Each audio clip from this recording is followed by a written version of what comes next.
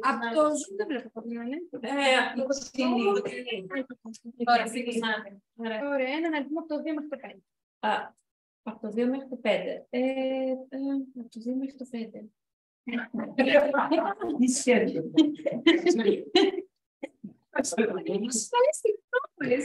Να συνδεθούμε τα Το 3. Το 3. Είσαι στη συνέντευξη για τη θέση της δασκάλας σε ιδιωτικό λύκειο. Σου λένε, ανέφερε μια κατάσταση στην οποία έπρεπε να πάρεις μια δύσκολη απόφαση. Τι απαντάς? Έχω ξαναυπάρξει, δηλαδή δεν είναι η πρώτη μου φορά, το έχω για να αυτό πόσο, ναι. Μπορείς να πεις για το προηγούμενο επαγγελμά σου. Δασκάλα είμαι τώρα, μην το χαλάς. Ναι, σε ιδιωτικό. Σε ιδιωτικό. Τι πρόβλημα έχει? Κάτι που αντιμετώπισα και πώς το έλυσα. Μια δύσκολη κατάσταση και πώς την αντιμετώπισα.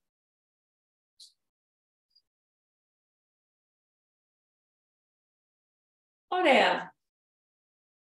Λοιπόν, το να είσαι δασκάλα είναι ένα πάρα πολύ σοβαρό επάγγελμα, ίσως από τα πιο σοβαρά, καθώς στο πώς θα διαχειριστούμε τα παιδιά, στο πώς θα τους μεταφέρουμε την γνώση, θα συμβάλλουν στο να γίνουν καλύτεροι άνθρωποι, θα συμβάλλουν στην κοινωνία.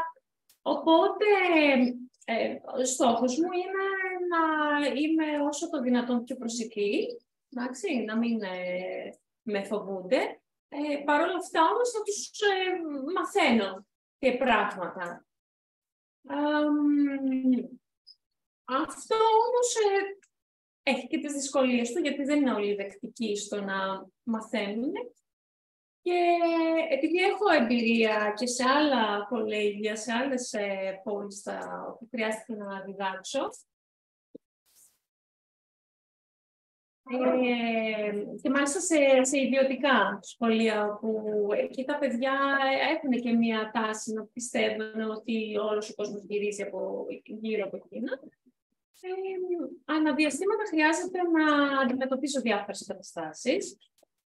Και μία από αυτές ήταν όταν κάποιο παιδί μέσα στην τάξη, ενώ που ζήτησα να σηκωθεί για να συμβάλλει να συμμετέχει σε μία διαδραστική άσκηση που θα είχα μαζί του, μου είπε ότι δεν έχει καθόλου την διάθεση. Οπότε κάπως έπρεπε να το αντιμετωπίσω, γιατί καταλαβαίνετε ότι και το κύρος μου απέναντι στην υπόλοιπη τάξη θα φυγότανε. Οπότε αυτό που σκέφτηκα να κάνω ήταν να πάρω το σοβαρό μου το ύφος, να το κοιτάξω κατάματα και να του πω, έλα εδώ τώρα όμως. Και λύθηκε το πρόβλημα. Ανέβηκε και κάνουμε την άσκηση.